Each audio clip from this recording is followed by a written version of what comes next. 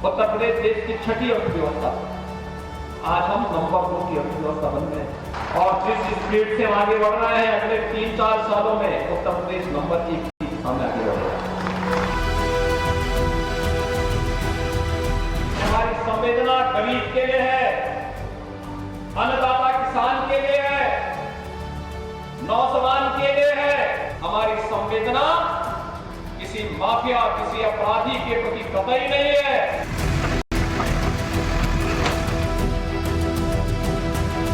कांग्रेस के नेता वीडियो बना रहे हैं, विपक्षी दल के सांसदों का इस प्रकार का एक कृत्य मुझे नहीं लगता है कि कोई सभ्य समाज स्वीकार करेगा। यूपी में योगी जितना एक्टिव हो रहे हैं, जितना मंच सजा रहे हैं, जितना दरबार लगा रहे हैं, जनसभा में जितनी भीड़ जुटा रहे हैं, रैलियां और पॉलिटिकल प्रोग्राम कर रहे हैं, जितना ग्राउंड पर काम कर रहे हैं, जितना जनता के बीच जा रहे हैं, उतना ही अखिलेश टेंशन में नजर आ रहे हैं। 2024 को लेकर योगी जितना कॉन्फिडेंट नजर आते हैं, अखिलेश का कॉन्फिडेंस उतना ही हिलता जा रहा है। योगी की वर्क डिटेल आगे बताएंगे, लेकिन उससे पहले समाजवादी कैंप में क्या हो रहा है उसे समझिए। 2024 के लिए अखिलेश ने पीडीए फॉर्मूला बनाया। पी मतलब पिछड़ा, डी मतलब दलित और ए मतलब अल्पसंख्यक। लेकिन 4 दिन बाद ही अखिलेश को फॉर्मूला बदलना पड़ा। अखिलेश ने पीडीए का नाम नहीं बदला, लेकिन पोस्टर में एम यानी मुसलमान अलग से आ गया। अखिलेश को पीडीए की एंट्री दिलानी पड़ी। स्वामी प्रसाद मौर्य को एक्टिव करना पड़ा। हिंदू आस्था के प्रतीक रामचरितमानस को टारगेट पर लेना पड़ा। स्वामी ने सनातन विरोधी खूब बयानबाजी की। जितना हो पाया हिंदू को जाति में बांटने की भरपूर कोशिश की। अखिलेश को लगा स्वामी जितना सनातन पर बोलेंगे, समाजवादियों का वोट बैंक उतना ही बढ़ेगा। लेकिन अखिलेश का ये कोई दाव काम नहीं आया। सारी तैयारी, सारी रणनीति बैकफायर हो गई। 2024 के फाइनल राउंड से पहले जो 2023 में सेमीफाइनल हुआ, इसमें अखिलेश ना तो सीट स्कोर कर पाए, न वोट जुटा पाए। समाजवाद की साइकिल हिंदू हार्टलैंड में पंचर हो गई। अखिलेश का पीडीए वाला फॉर्मूला और जाति जनगणना का मुद्दा मोदी मैजिक के आगे सिर्फ झुंझुना साबित हुआ। नतीजों के बाद अब स्वामी साइलेंट मोड में हैं। अखिलेश भी मंथन मोड में नजर आ रहे हैं। अखिलेश 2024 के लिए नया फॉर्मूला बना रहे हैं। अखिलेश के इस फॉर्मूले का नाम पीडीए ही है, लेकिन पीडीए का मतलब एक बार फिर बदल गया। ये तीसरी बार है कि पीडीए को लेकर नई पॉलिटिकल थ्योरी मार्केट में आई। पीडीए का मतलब पिछड़ा, दलित और अल्पसंख्यक की जगह पिछड़ा, दलित और अगड़ा हो गया है। भारतीय जनता पार्टी का तो महिलाओं के साथ जो व्यवहार है वो किसी से छुपा हुआ नहीं है। ब्राह्मणों के साथ लगातार अत्याचार हो रहे हैं, चाहे कानपुर देहात की घटना रही हो। क्या इंसाफ मिल रहा है? तो लगातार ब्राह्मणों के साथ भी अत्याचार हो रहे हैं, अल्पसंख्यकों के साथ, आदिवासियों के साथ, दलितों के साथ, सबके साथ अत्याचार हो रहे हैं। सब मिल के भारतीय जनता पार्टी की सरकार को हटाएंगे। अखिलेश को बार बार अपना प्लान बदलना पड़ रहा है। अखिलेश अपना टारगेट वोटर सिलेक्ट नहीं कर पा रहे। दरअसल यूपी में समाजवादियों की असली ताकत MY का फॉर्मूला है। मुसलमान और यादव SP के कोर वोटर्स हैं, लेकिन MP में मोहन यादव को CM बनाकर बीजेपी यादव वोट बैंक में सेंधमारी कर रही है। मोहन यादव का चेहरा और मथुरा में कॉरिडोर के ऐलान से यादव वोटर्स को अपने पाले में कर रही है। इसलिए अखिलेश अपना प्लान बदल रहे हैं। पिछड़ा, दलित और अल्पसंख्यक यानी पीडीए के फॉर्मूले पर 2024 में बीजेपी के विजय रथ को रोकने के लिए समाजवादी पार्टी ने एक नई जाति को साधने की कोशिश भी शुरू कर दी है। ब्राह्मण महापंचायत के जरिए समाजवादी पार्टी अब ब्राह्मण समाज को भी साधेगी। हालांकि इसके लिए समाजवादी पार्टी ने अपने किसी बड़े नेता को नहीं बल्कि एक संगठन को लगाया है। ये राष्ट्रीय कार्यरत पार्टी है जिसके तत्वाधान में कल 24 तारीख को महाब्राह्मण महापंचायत जो है वो समाजवादी पार्टी दफ्तर में होने जा रही है। यहाँ बाकायदा समाजवादी पार्टी के बाहर एक पोस्टर भी लगा है जहाँ लिखा गया है कि महाब्राह्मण का स्वाभिमान, अधिकार और हक की लड़ाई के लिए राष्ट्रीय कार्यरत पार्टी के तत्वाधान में महाब्राह्मण महापंचायत होगी और 24 दिसंबर को होगी। इसी पार्टी समाजवादी पार्टी कार्यालय में ये होने वाला है। कहा यह जा रहा है कि इसके जरिए समाजवादी पार्टी जो है वो ब्राह्मणों तक पहुँच बनाना चाहती है। बीजेपी के विजय रथ को रोकने के लिए समाजवादी पार्टी कार्यालय पर ब्राह्मण महापंचायत होगी। कार्यक्रम का आयोजन राष्ट्रीय कार्यरत पार्टी के तत्वाधान से होगा। अखिलेश इस प्रोग्राम में चीफ गेस्ट होंगे। इसके बाद पूरे प्रदेश जिला स्तर पर ब्राह्मण महापंचायत का आयोजन होगा। हालांकि समाजवादी पार्टी ने ब्राह्मण वोट बैंक को साधने के लिए ये जिम्मेदारी अपनी पार्टी के किसी नेता की बजाय राष्ट्रीय कार्यरत पार्टी को दी है। उत्तर प्रदेश जाति और जमात की राजनीति से आगे निकल चुका है। आदरणीय प्रधानमंत्री जी ने सेवा, सुशासन, संकल्प और समृद्धि का ताला जो है वो जाति की राजनीति पर लगा दिया है। समाजवादी पार्टी एक परिवारवादी पार्टी है। हमारा नारा है सबका साथ, सबका विकास, सबका विश्वास। समाजवादी पार्टी का नारा है सिर्फ परिवार का साथ, खुद का विकास और सबके साथ विश्वासघात। यूपी की राजनीति में जाति पॉलिटिक्स हमेशा से हावी रहती है।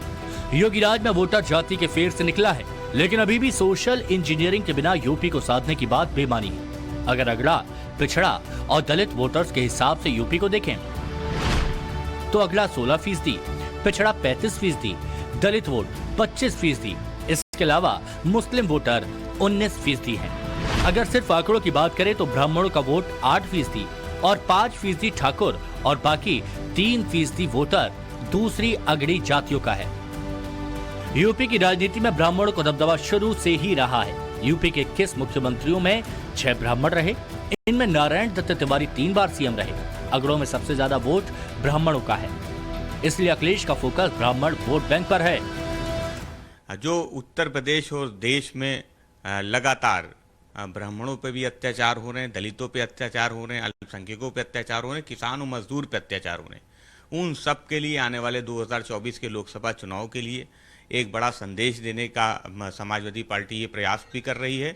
सब मिलके भारतीय जनता पार्टी को कैसे इस सत्ता से बाहर करे, कैसे किसानों की आवाज़ उठाई जाए, कैसे अल्पसंख्यकों की बात की जाए, कैसे बुद्धिजीवियों की बात की जाए, ब्राह्मणों की बात की जाए, उनको इंसाफ दिलाया जाए, इसलिए ये पूरा सम्मेलन हो रहा है।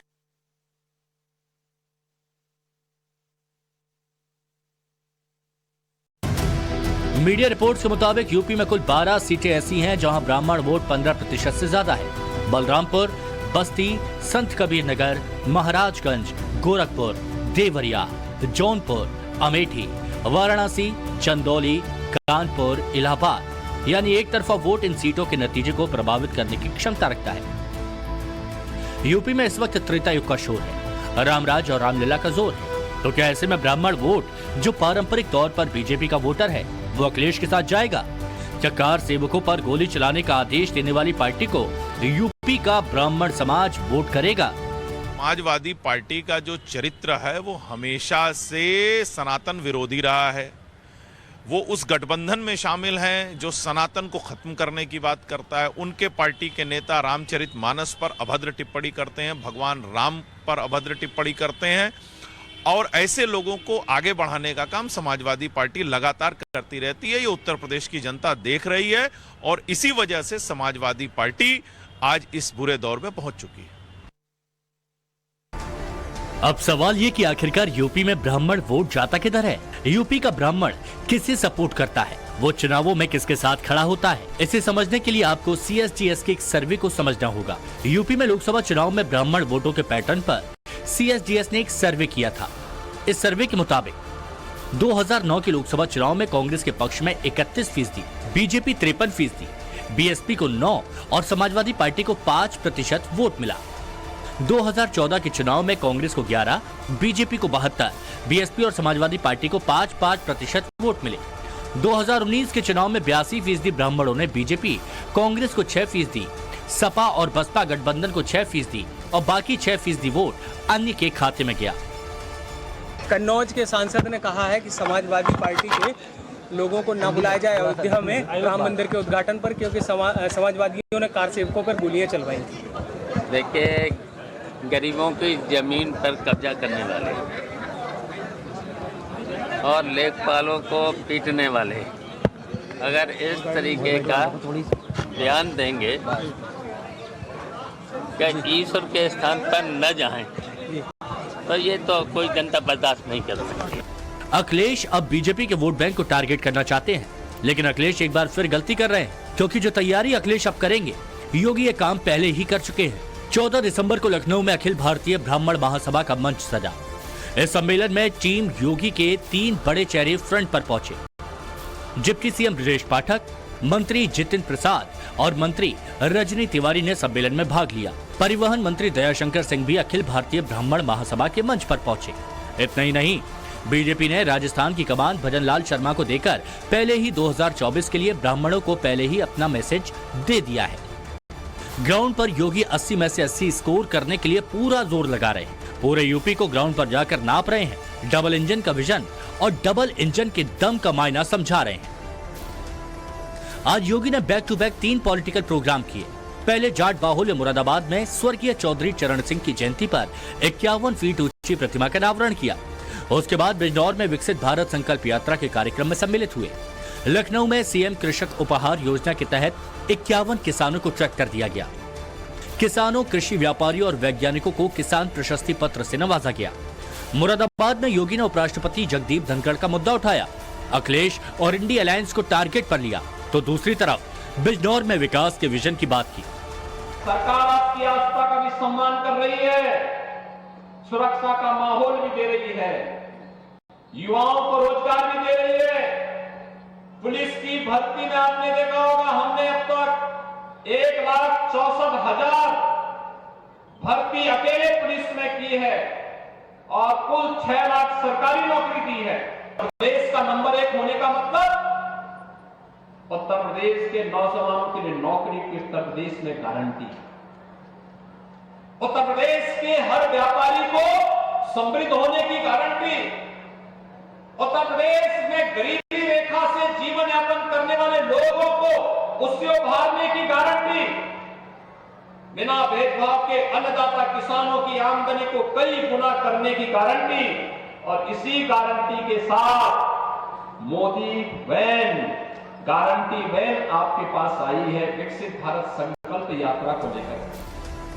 2024 में अखिलेश वही गलती फिर कर रहे हैं जो उन्होंने 2022 के यूपी विधानसभा और 2023 के चुनावों में की।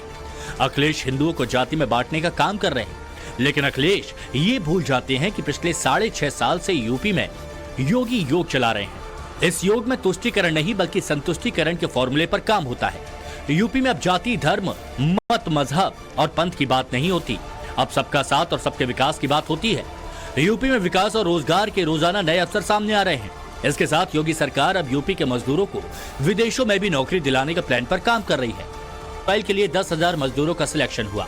Carpenter, iron bending, framework shuttering, ceramic shuttle और प्लास्टरिंग के कामों में दक्ष मजदूरों का चयन होगा।